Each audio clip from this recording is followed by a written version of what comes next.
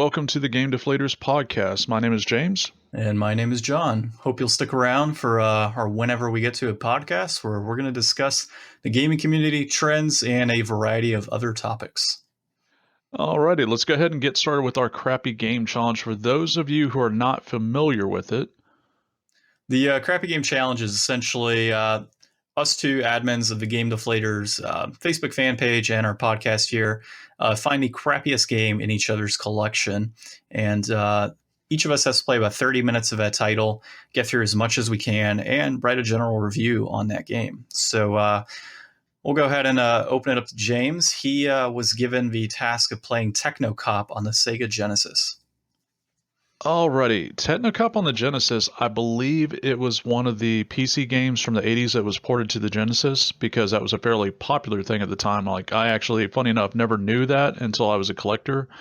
But PC gaming wasn't very popular at all when I was a kid when the Genesis was around, so that's a given. But the premise of the game, you're like a cop in the future, and each stage starts out that you're just kind of tearing ass down the road in your modified Mad Max wannabe car, and you get a call saying, go apprehend this criminal at such and such distance, and it's just there's a continuous timer that's counting down, and then there's the distance that you're driving down the road and dodging, civilians and other bad guys are trying to knock you off the road. It's not particularly interesting. I'm sure if I played longer, it might get a little more detailed. But what actually happens after you get to your mileage destination, all of a sudden you lose control of the vehicle. It just kind of swerves to a stop and just goes off road real fast, and your character hops out. Then it switches to a side-scrolling view. The side-scrolling parts are actually kind of fun. You have an option to use a net gun, like you actually fire like a net at criminals or innocent bystanders for that matter, or use real bullets. I would say the most fun in the game is just how terribly graphic it is as far as the violence. When you actually like shoot criminals, they don't just like fall over or die. Like blood splatters out of them. And although I'm not saying this is necessarily a fun part, but I was rather shocked that you can very easily kill children as well. For instance, the first place you come to is an apartment building, and you start on the outside, and there's just a kid jumping rope there. And of course, the bad guys are coming at you, shooting or throwing wrenches and whatnot. And if you're not careful, you will very easily shoot and kill a child, innocent child, just hanging around at the front steps of the building. Which I believe you get penalized for points, but it never gave me like, oh, you killed a kid, game over, or anything like that. I would say it's not a terrible game. It wasn't too boring. It wasn't too fun. It very much felt like the early kind of platforming action games where they were still trying to get their bearings of how things should be done. A good example is the jumping in the game. Whenever you jump forward or backward in the game, to your left or to your right, it's like almost an Olympic style, like, sprinting, leaping jump, where all of a sudden you just jump half the screen halfway across. It's just insane, like a full somersault or something. But I did play my full 30 minutes because it wasn't too terrible. That full 30 minutes, I was still trying to apprehend the first criminal, so I was pretty terrible at the game. But it falls into very much one of those categories where you're going to have to play a stage multiple times to learn the exact pattern of the enemies and to make sure you actually get there within the timer. If you don't apprehend the first criminal, it's not game over, but you have to get all of them within a certain time limit. Like, I believe there's a score to time ratio. But all in all, it wasn't great. It wasn't bad. I might try it again at a later time. I'm sure I picked it up years ago for $5, and I'm thinking it's still like a $5 or $8 game complete in box. So just for the experience of it, I think it's worth picking up. And the game that I picked for John to play through was, I believe, Captain Skyhawk on the NES. Is that correct? Yeah, that's correct. That game was, I don't know. At first, I thought I was going to thoroughly dislike it. And I found myself after the full 30 minutes actually wondering if I wanted to keep playing. And it's not a good game, but it was one of those situations where I kind of just wanted to see how far I could get. I want to say I got to probably the fourth level. Honestly, it's been a few weeks since I played that challenge, but some of the cons that I saw in the game was just the overall graphics were just obviously terrible, given that it was essentially a PC port, or very similar to the flight simulators on PC at the time in the early 90s. So you had a lot of really bad geometry and everything else going around, or geometric shapes, I mean, and random pieces of shrapnel that would blow up your plane, and just a number of really bad situations where you could just be in a nice float and killing, as many helicopters and stuff as possible, and a random cannon would come out and kill you, or you would clip the side of a mountain and it would automatically destroy you. So once you kind of got the hang of that and tried to avoid certain obstacles, it wasn't too bad of a title. I likely, as far as picking it up, I want to say I probably picked it up in a lot at one point, just one of those big NES lots you grab every now and then. And, if it was around in a bargain bin for a few bucks, I'd probably pick it up and play it through. I was very, very close to looking up cheat codes though for this title. just it was, I wanted to play through it, and I enjoyed it for the most part. I think I gave it like a 5 out of 10 or something like that. If it wasn't for the random crashes and whatnot, it probably would have gotten a little bit higher. But once I got used to it, I enjoyed it. I would play it again. I think I might spend a few bucks on it if it was just sitting around. I wouldn't say go out of your way to find it, but if you found it for a few dollars, it'd be worth the pickup. You you are definitely a more patient person than me. At least you are when I was 8 and 9 years old. Did you notice that? By the way, anyone who's never played Captain Skyhawk, it's a pure, not quite, but almost the isometric view. Whereas, instead of going at the angle, it looks like that, but you're actually going straight. But did you notice that you can actually, fly up and down, like closer to the ground and higher above the ground? Yeah, I did. And the issue that I found with that is if I got too close to destroying tanks, their shrapnel came up. I don't know how their shrapnel would come up and destroy my plane, but it would. And yeah, I mean, I did notice that. And actually, I think it helped with the speed as well. So if you're flying lower, you're a little bit faster, if I recall. Overall, the one thing I did notice is, let's say you're on the left side of that view and you had a mountain coming your way, you had to quickly zip over to the right-hand side and avoid another mountain in addition to any enemies that were in that general area. So that was my major qualm, I guess, was that issue. There were way too many obstacles. Sometimes it was hard to gauge where those obstacles started and ended. One thing I did find that was really cool, though, is after you complete each mission, they give you like credits that you can use to purchase different weapons to put on your plane. And so it was pretty cool being able to use those after each mission and go into, the next one loaded up. Another interesting thing about the title was after you finish a mission, you have to like land in this weird spaceship thing, and it's twisting. And so you have to seriously gauge at what point you need to hit the A button, to make it correctly into this, what is pretty much an end mission item. Like, in my mind, you shouldn't finish a mission of a game and have to try and land perfectly into essentially what appeared to be like a plus sign. And if you missed it, you pretty much lost a life. Like, it was just stupid. Like, that was your reward for getting past the level, was having to then attempt to get into a thin sliver of a landing space. And if you obviously hit it, you lost. So I think at one point when I first started playing, and I don't know, probably my first 5 minutes, I beat the first level and I'm trying to land and I had one life left. And of course it killed me and I had to start over. So that in itself just pissed me off. But outside of our crappy game challenges, we're currently playing some different titles. So I know right now the two of us, we're playing Dark Souls together. And so that's Dark Souls 3 to be exact. Yeah, Dark Souls 3. That's right. So I might have mentioned in the last podcast, but I'm an individual that absolutely hates purchasing games when I know there's going to be a Game of the Year edition that will follow it. Prime example is Fallout 4. I have yet to purchase a game, despite it being out for 3 years now, I think. Primarily because the Game of the Year edition, I knew it was going to come out, and it's not a price point I want to buy it at yet. Dark Souls 3 is the exact same situation. Game came out at $60, wasn't willing to spend it.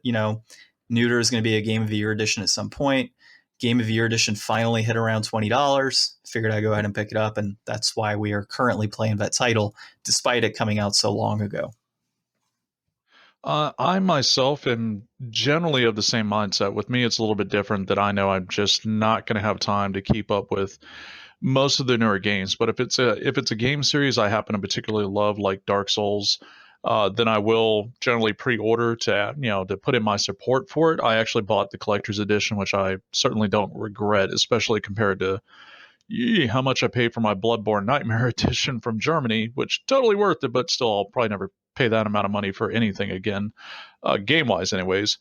Um, we ourselves, we actually, I didn't complete Dark Souls 1 with you. I know I got you started through it, but I kind of dropped off because at that point I had already finished Dark Souls 1 3 times. We actually played through the entirety of Dark Souls 2, Scholar of the First Sin together. That was a lot of fun.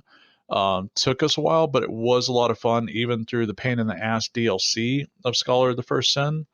But so far, what is your favorite thing about Dark Souls 3? I think favorite thing so far is they've taken the positives from one, as far as the controls, the enemies, the overall gameplay of it, the speed, all of that from Dark Souls 1 that I enjoyed so much has been incorporated into number 3. And then the ability to warp from bonfire to bonfire is definitely a huge plus. I had that with Demon Souls when I played that, and those that aren't familiar, Demon Souls is pretty much the predecessor to Dark Souls before the series came through, and that's a Sony IP, so that's why they moved on to Dark Souls so they can make it multi-platform.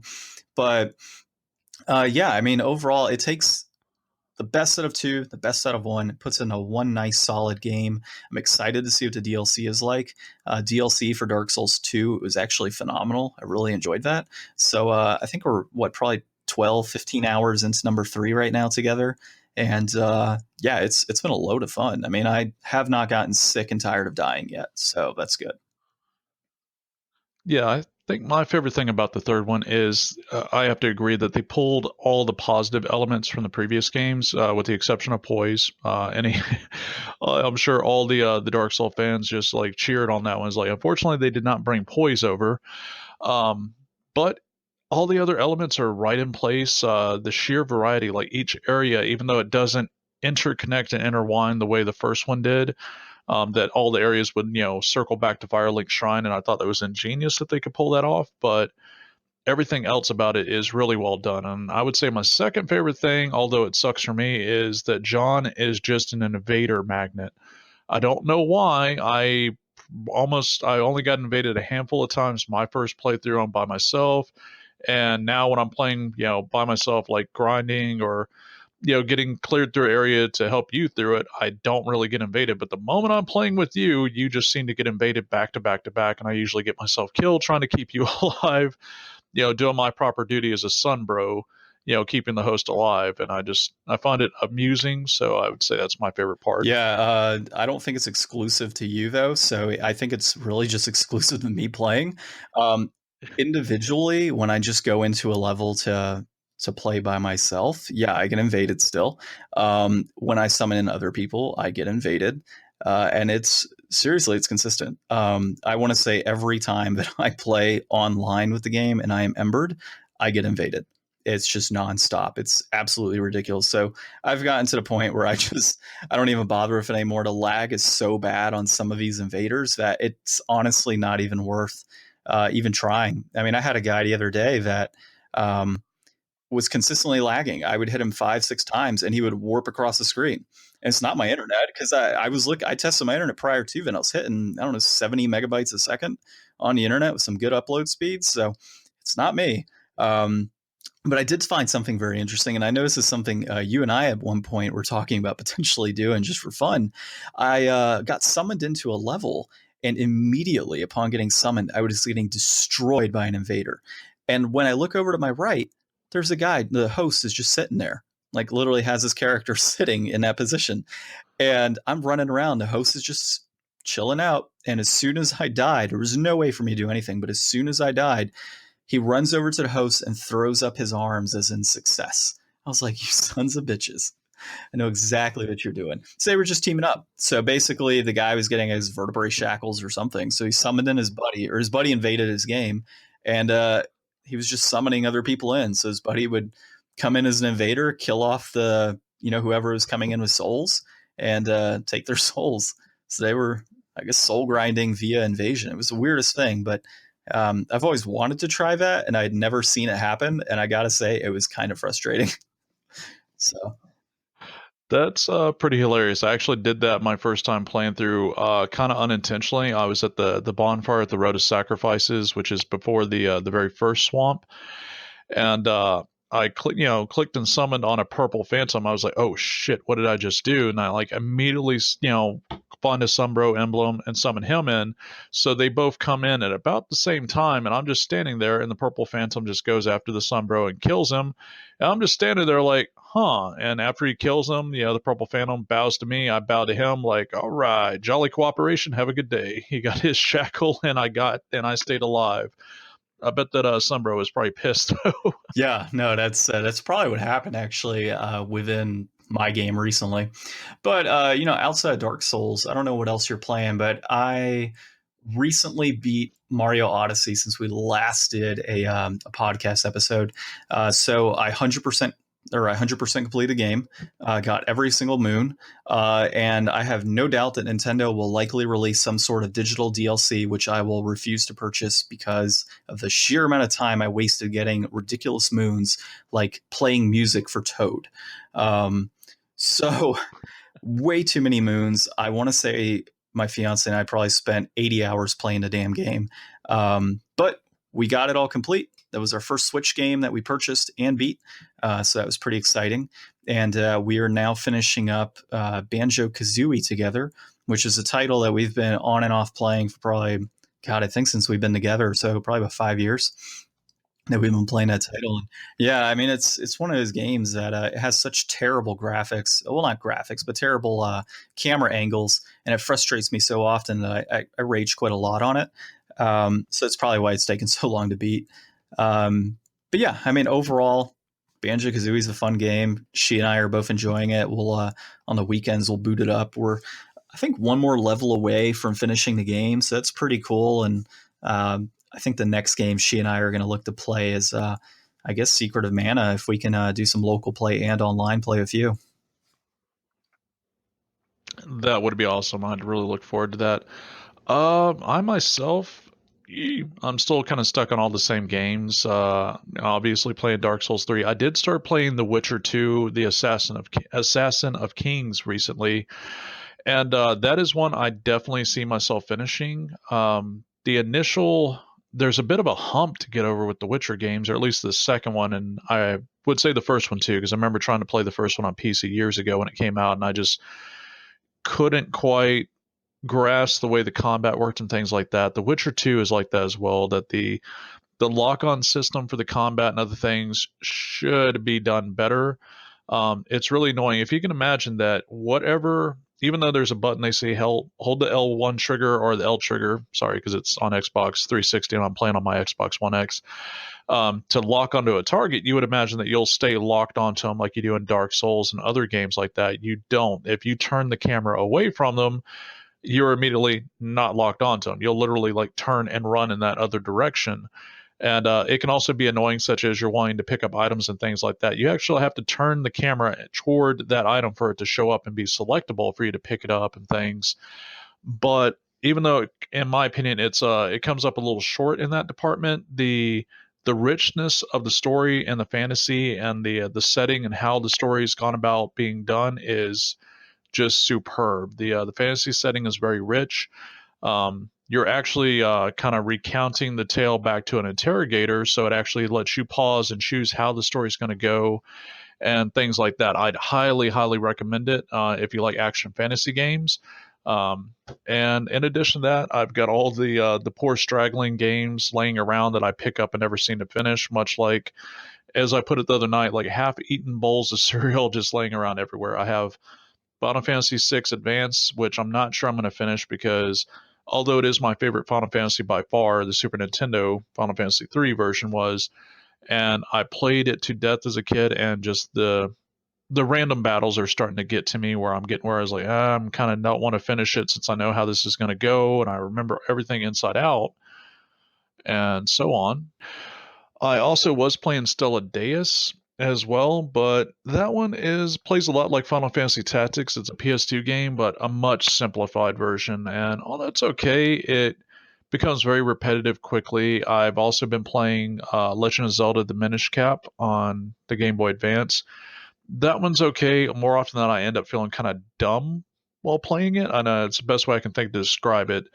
That a lot of it's not quite intuitive, so I don't think I'm going to finish that one. I did start out enjoying it, but I kind of quickly dropped off, and I'm not enjoying it so much. Yes. Yeah. So for me, I'd say right now, as far as unfinished games are concerned, I've got Zelda. I want to say, is it Twilight Princess? What's the animated one? I always forget offhand. Oh, Wind Waker. Oh, that's Yeah. Wind So I'm in Waker. the middle of Wind Waker right now. Probably 20 hours in. I keep turning it on off. I'm actually playing on the Wii U, as a matter of fact. I've got that. I just picked up Ni no Kuni, so God knows if I'm going to start that. Which, by the way, I know you saw my picture I sent you. This box is huge. I haven't seen a collector's edition box for an RPG this big in a long time, so I'm actually pretty excited. And I'll do a unveiling type of thing for our page this week. But on from that, Kodelka is a game that I started and just haven't gotten back into. Neo, which we talked about in the last podcast, being just ridiculous game with pretty much a poor man's Dark Souls, but not worth it to get the title of a poor man's Dark Souls. Only because Dark Souls should not be affiliated with Ni no Kuni in any form, given how bad it is. And I guess Banjo-Kazooie technically is an unfinished title for me. Oh, and Bravely Default. I am still, I think 4 years later, 30 hours in a Bravely Default and just stuck in an area. It requires some level grinding, and I've just been way too lazy to level grind. But that being said, what are some of the things that I guess prevent you from stopping games? There was an article recently in one of the Game Informer magazines that a guy was basically talking about the same thing we are. He's had an issue in completing games, and I guess there's situations in life come up to where you don't have the time. You find other games you want to play, and you just stop the one you're playing previously. What for you? What is the issue typically that prevents you from completing a game? Typically it's a couple of things. Obviously, my work keeps me very busy. I own my own business. I'm the sole proprietor, so I get to usually typically work 50 plus hour weeks, and that definitely interferes with my time gaming. But honestly, I really think it comes down to annoyance or boredom. Like some games I'll start and pick up, and I'm really enjoying them for a bit, but they become very annoying to the point where I just don't feel like bothering. Like uh, think I'm trying to remember the name of it. Something Damned, and it's on PS3 and Xbox 360. It's this ridiculous, over the top, El Mariachi style game with the Living Dead and things like that. Lots and lots of fun, very cheesy. But however, unfortunately, it's just the controls were terrible, the combat wasn't that great, and it really sucks the patience out of me. But for the most part, nowadays, if I'm not enjoying a game, I won't power through it the way I used to do. Of course, when I was a kid, you go to the rental store, and for the next 5 days or so, that game is your sole source of entertainment. So you are just gonna force yourself, to play all the way through it. But I just don't feel the drive to do that anymore. If I'm not enjoying it, or if I don't feel I'm close enough to the end to be bothered, then I kind of won't. What about Well, I you? do want to bring up that you mentioned rental store. For those young listeners, it's an archaic, ancient land where you walk in and there's games lined up on the wall, and half the time they're scratched and don't work properly. And you'll take them home and you'll play, I don't know, probably 3 or 4 hours. Play it for the rest of the week, I guess. Forget about it. Go back to the rental store and find out they want to charge you $50. So that's just a little tidbit on that. As far as why I don't finish games, a lot of times it's not necessarily that I'm playing other games. For me, it's life in general. I work 9 to 5 every day except for Saturday, Sunday, and I have a lot of things I like to do. I like to read comic books. I like to watch TV, hang out with friends, play video games, do yard work, for example, even though some people might find that terrible. I enjoy doing a little gardening and stuff on the side. So there's a number of other things in my life that I enjoy to do. So I'm not always fully hooked to a video game. But when I do find that good video game, I do grind it out quite a bit. So Dark Souls 2 is a perfect example. I can't tell you how many times I would sit on a Sunday and play that game for 6-7 hours straight, or on a Saturday, for example. Sometimes I'd stay up till 1 o'clock in the morning during the weekday and play it from 8 to 1. So if I can get into a game and I'm really enjoying it and things are moving along smoothly, I will typically get hooked and I'll try and finish it right away. But for the most part, it's you pick it up, you enjoy it for a bit, you get distracted, you start something else, and then you go back to it usually once you get distracted with the other game. So, yeah, I mean, that's pretty much my issues, I guess. That's certainly understandable. One thing we did want to touch on is, since you mentioned earlier playing Banjo Kazooie with your fiance, is gaming with your significant other. I myself, pardon me, obviously haven't had a lot of chance to really sit down and play games with my girlfriend or things like that. I've sat and watched her play through Journey because I've already played it, and it was really cool to just be able to sit and enjoy the cinematic aspect of the game. And there's certain games, she definitely likes playing Civilization. She also plays mobile games and things like that. And there's games I play that she won't play, such as despite the hackers and the rampant cheating, I'm still enjoying Call of Duty World at War. I'm sorry, not World at War, but the current World War II, the current Call of Duty. I still enjoy playing that, but she doesn't enjoy first-person shooters. But there's games we can play together, such as Kingdom Hearts. We were playing Super Mario Maker together quite a bit a while back. That was a lot of fun. She's not that great at Mario games yet, so I'd have to do any of the levels that require kicking off walls and things like that. But it was still, very fun to do that. You've had a lot more experience playing with your fiance, games where y'all can actually take turns and you're actually spending time together rather than the individual, like, I'm going to go do my gaming and go away from you. Or, I've had previous girlfriends that just they didn't care about gaming, period. Like, oh, you're gonna go play a video game or whatever. And it wasn't a matter. I was like, well, honey, but I need a healer or anything like that. It's nice, and I'm a little bit envious that you have that ability to sit down and actually play with her, or be able to watch her play through Assassin's Creed or something like that, and be able to enjoy the game without having to do the work yourself. That's always been a big plus. I mean, so I think as far as playing significant others goes, is there's a lot of positives and negatives that come to it. So just off the top of my head, I mean, you're spending time together, you're completing games, which you have that kind of sense of accomplishment.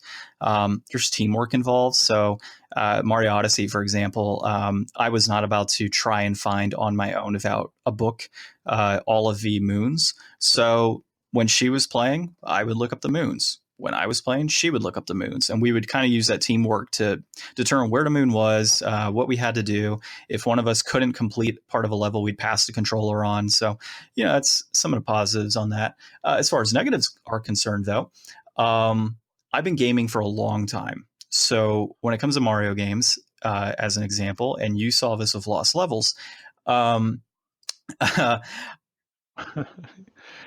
You definitely carried us on the Lost Levels. I will fully admit that. Out of the three of us playing, you definitely carried us. I will not deny that. So a game like that, and just Mario games in general, there comes times where she's struggling to complete something, and I hate doing it, but I will pick up the controller, and something that she might have been struggling on for an hour, I'll beat it on my first try without having even attempted it before or even looking at what had happened. So what ends up happening is she'll get frustrated, not want to play. Those little things happen because, it's not to show off, but sometimes people get a little angry at that situation. And then I guess sharing the controller can sometimes be a negative, especially if one player games. Having to pass the controller back and forth can sometimes be a bit of a hassle, only because it depends on how you want to play. If you're playing till, okay, I'm going to play until I beat this level or I die, somebody like me goes in and I don't die very often, especially in platformers. So it's usually not a problem for me, but you're kind of sitting there and your significant other's not able to play and is seeing you just go through this whole level. And then when she finally gets her turn to use the controller and maybe she dies right away, it's just that odd feeling of like, no, you can keep playing, or all right, I'll take the controller because that's the agreement we had. And typically I'm on the side of no, keep playing. But it comes off negatively sometimes. And I would say it's probably one of the bad situations, or one of the negatives of playing in general with a significant other. That sometimes it almost seems condescending. They're like, "Oh, you just died. Just keep at it, honey. Yeah, You can do exactly. this." That's a vibe that I always get, and I personally, I don't try to like intentionally do that, but sometimes it comes off like that. And but you're supposed to love each other, so you you get past it and you keep gaming. Yeah, I was gonna say you don't have That's to true. by That's law true. save your memory, But obviously. you get past it, you enjoy games, and you pick up other ones. So like right now, you brought up Kingdom Hearts and all these other games that you enjoy watching somebody complete. So that's actually, she's playing Kingdom Hearts 2 right now, as a matter of fact. And I beat that game, God, what was it, like 8 years ago, 10 years ago? I don't even remember when it came out. I think it was in high school when it came out. But I beat that game probably within the first few weeks of having it. And she's now, I guess, just playing it. So it's pretty cool to sit back and watch her play an old game that I played, and give her tips and hints and other things of, items that she may not know of right off bat. So that's always pretty interesting. We're getting near the end of our podcast, but there was one other thing we wanted to talk about that's topical this week is, and I am probably going to receive so much hate mail for this once y'all figure out how to email me, but definitely post your hate in the comments below. But the Nintendo Switch is actually the fastest selling console in history. Since its launch, it has sold, I would say, just shy of 2 million, I believe, 2 million units or 2 billion. We're going to go with billion. 2 billion That's sounds horrible. completely wrong. No, 2 million. Yeah, 2 million units. I believe a few days ago when they announced it, it was already past 173 million units sold. And this is including everyone, freaking out like, I can't find a Switch anywhere, blah, blah. And the reason I'm probably going to receive hate mail is I don't think the Switch is that great of a console. I honestly don't. I think it's a neat idea that you can carry it around with some portability. I think that part is great. However, I really don't see anyone carrying it around. Us as adults, this is a $300 toy. So, and also my grumble obviously is that Nintendo is really not trying at the moment. They are just rehashing everything they can to keep making money off of their investment, such as, we're going to re-release, Super Mario Kart with a teeny bit of extra content. Oh, we're going to re-release Bayonetta 2 with possibly some extra content. That one I'm not sure of. I know I spoke to a friend of mine earlier, and he was saying, "Is like, don't give me any crap, but I'm at Best Buy buying Splatoon." I was like, "Don't you already have that?" He's like, "Yeah, but they just released it again with some stickers and a big box." Is like, you got to be kidding me. And it seems like any of the actual unique IP games that are in line for the Switch are just completely still far over the horizon, and everything now is just a rehash of the Wii U games. The new Kirby game, actually, the new Kirby game is slightly different, but essentially it's still the same as the one that was released on the Wii U, etc. Correct me if I'm wrong. Yeah, I want to say the new Kirby game is its own thing, because the what was it, the clay-based one? I forget how it looked, but whatever they released on the Wii U was totally different. I think this one's like Kirby Superstar or something. I haven't honestly looked into it. I'm not a big Kirby fan, but I can say that it is likely a little different. But as far as rehashing all these games, it's absolutely driving me nuts. And it reminds me of the Wii and the hate that I had for the Wii when it came out. It was a fast-selling console, sold a ton of consoles, and it was just shovel games, just shovelware all the time. And that's what I'm seeing right now with the Switch. There's a ton of shovel games, old PC games, rehashed games, just anything they can throw out the door to put content out there. And it's cool because there's a lot that's available, but at the same time, you get some really crappy games that way. And, I'm enjoying the Switch. I just beat Odyssey. I'm going to start playing, I guess, Fire Emblem Warriors with the fiance at some point soon because she found some interest in it, with hacking and slashing. So we'll see how long that lasts. But for the most part, there's not a whole lot on the console that's exciting me. And I'm finding myself going back to my PS4. I've been playing a lot more Super Nintendo titles than I normally would.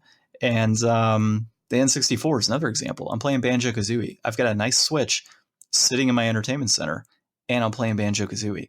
So that should give you a general idea of where that console is right now in terms of content and just the lack of originality.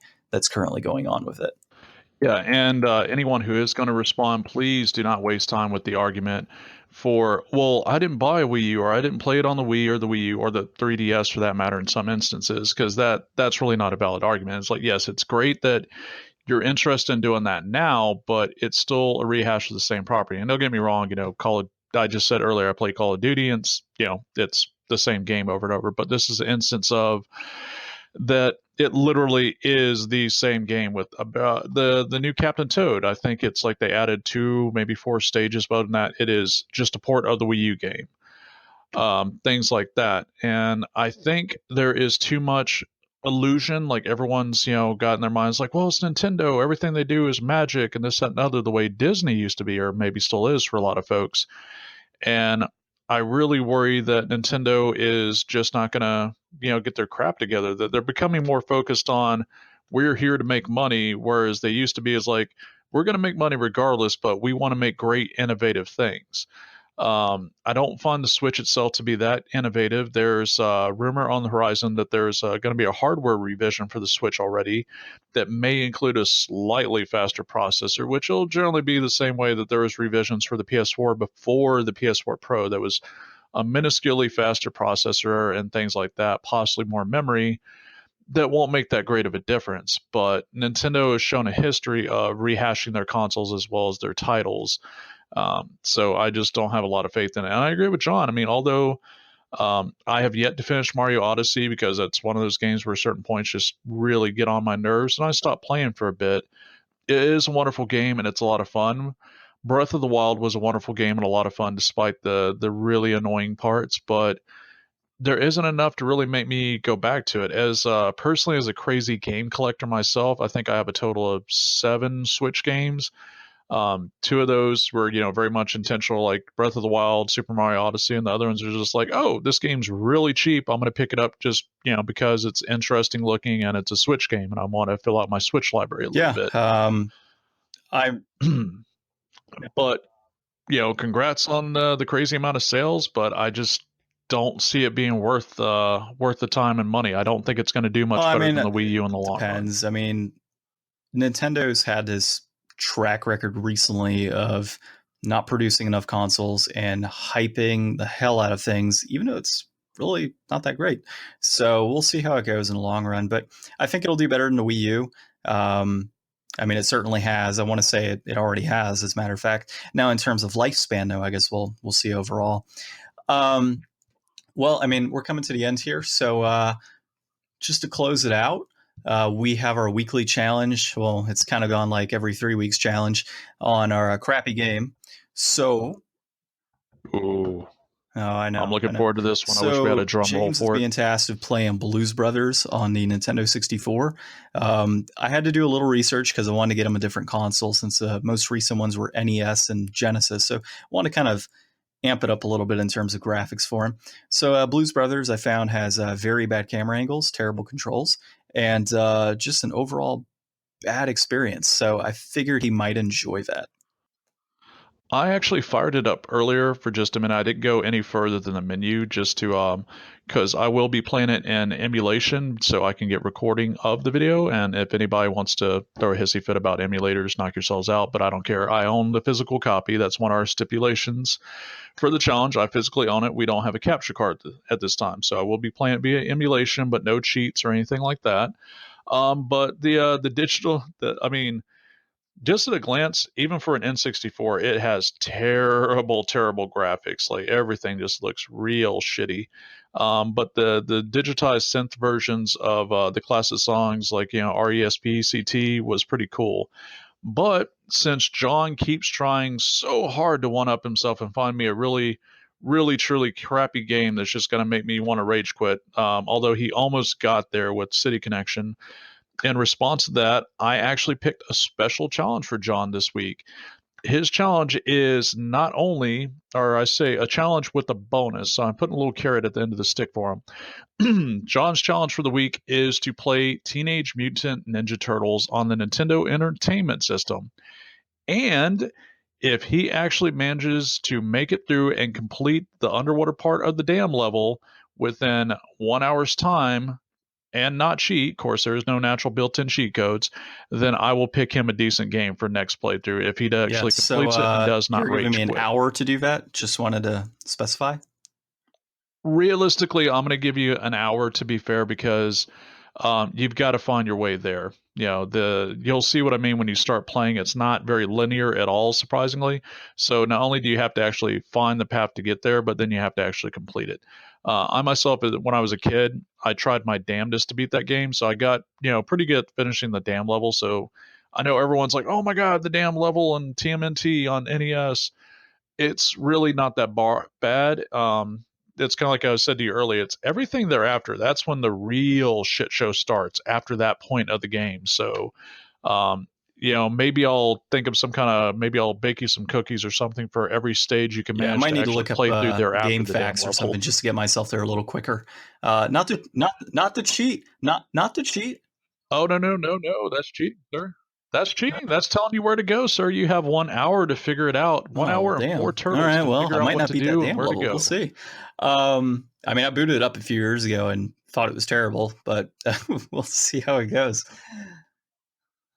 I know. I think that was 15 minutes I played back You then. have no idea, sir.